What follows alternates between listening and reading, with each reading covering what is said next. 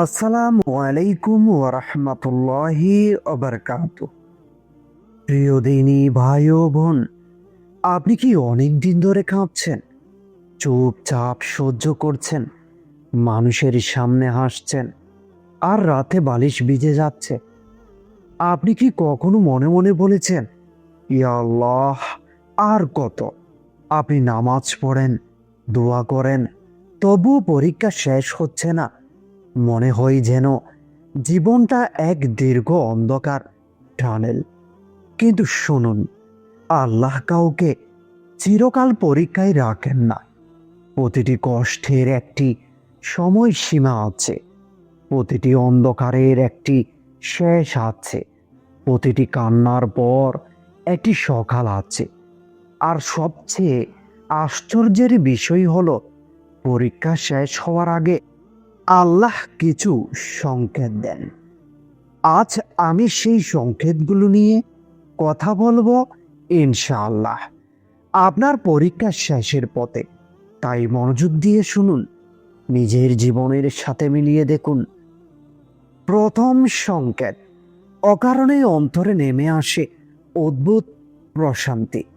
একটা সময় ছিল আপনার বুকের ভেতর সব সময় চাপা কষ্ট থাকত। কোনো কথা না বললেও মন ভারী লাগতো, হাসলেও সেটি আসল হাসি ছিল না। কিন্তু হঠাৎ কোনো ঘটনা ছাড়াই, কোনো সমস্যার সমাধান ছাড়াই একদিন আপনি লক্ষ্য করলে মনের ভেতর অদ্ভুত শান্তি। সমস্যা এখনো আছে, অভাব এখনো আছে, মানুষের আচরণও বদলায়নি, আর তবুও বুকের ভেতর আগের সেই দম বন্ধ করা অস্থিরতা নেই।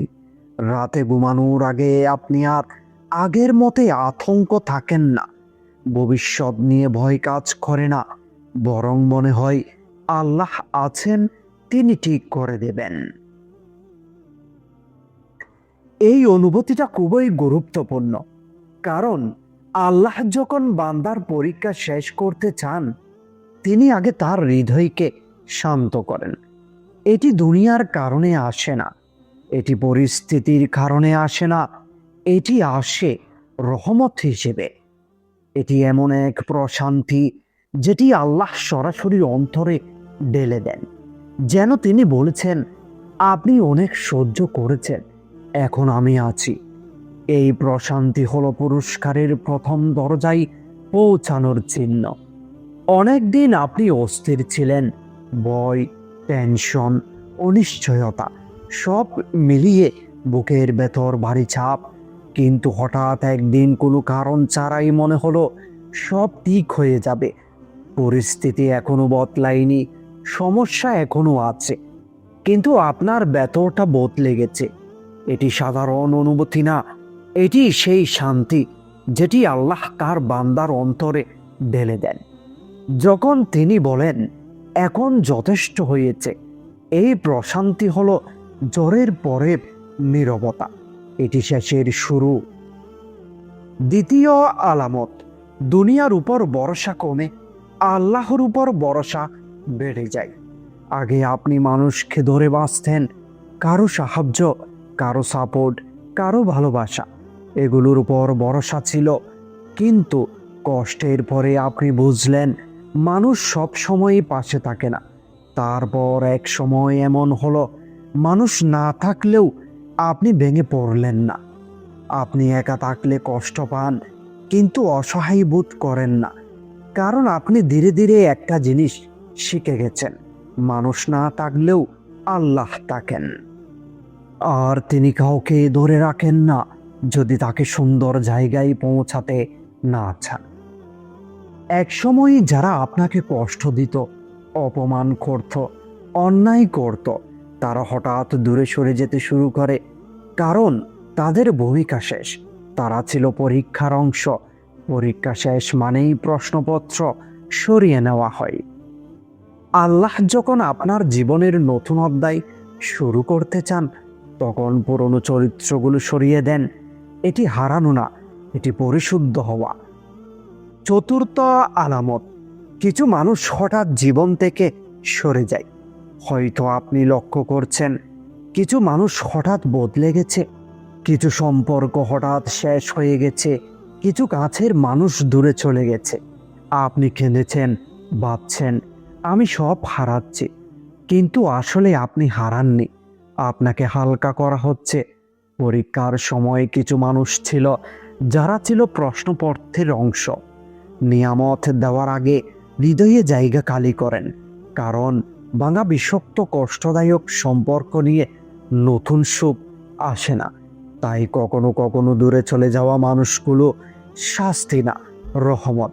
আগে ছোট সমস্যায় কেঁদে ফেলতেন, এখন বড় কষ্টেও স্থির থাকেন। আগে অভিযোগ ছিল, এখন তাকুয়া আছে। আগে প্রশ্ন ছিল, কেন আমার সাথে, এখন বলেন ইয়া আল্লাহ, আপনি যা ভালো মনে করেন। এই পরিবর্তনটা খুবই গভীর। এটাই প্রমাণ করে আপনি পরীক্ষায় পাশ করেছেন। পঞ্চম আলামত, ছোট ছোট ভালো ঘটনা ঘটতে শুরু করে, বড় মিরাক্কেল না। ছোট ছোট পরিবর্তন, হঠাৎ একটি সুযোগ, হঠাৎ কারো ভালো ব্যবহার, হঠাৎ কোনো সমস্যার সহজ সমাধান। আগে সব কিছু আটকে থাকত, এখন ধীরে ধীরে খুলতে শুরু করে। এগুলো কাকতালীয় না, এগুলোই ইঙ্গিত। যেমন সূর্য ওঠার আগে আকাশ একটু একটু উজ্জ্বল হয়, তেমনি বড় সুখ আসার আগে ছোট রহমতগুলো আসে। আল্লাহ বান্দাকে প্রস্তুত করেন, হঠাৎ সুখ যেন তাকে অস্থির না করে। হঠাৎ করে ছোট ছোট খুশি আসতে শুরু করে। একটি ভালো খবর, একটি অপ্রত্যাশিত সাহায্য, একটি শান্ত সকাল। এগুলো কাকতালীয় না, এগুলো ভূমিকা। যেমন ভোর হওয়ার আগে আকাশ একটু একটু লাল হয়, তেমনি বড় সুখ আসার আগে ছোট ছোট আলোর রেখা দেখা যায়। গুনাহ থেকে নিজে থেকেই দূরে যেতে শুরু করেন।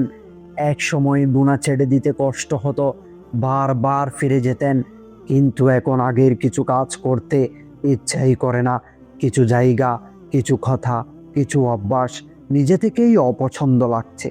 এটি আপনার ঈমানের জোর না, এটি হেদায়েতের ছোঁয়া। আল্লাহ যখন বান্দাকে কিছু বড় দিতে চান, তখন আগে তাকে পরিষ্কার করেন, কারণ বড় নিয়ামত পরিষ্কার হৃদয়ে টেকে।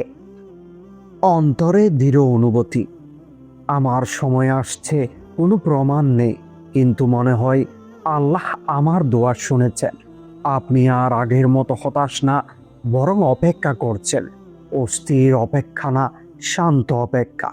এটাই সবচেয়ে বড় আলামত, কারণ আল্লাহ যখন কিছু দিতে চান, তার আগে তিনি বান্দার অন্তরে আশা জাগান।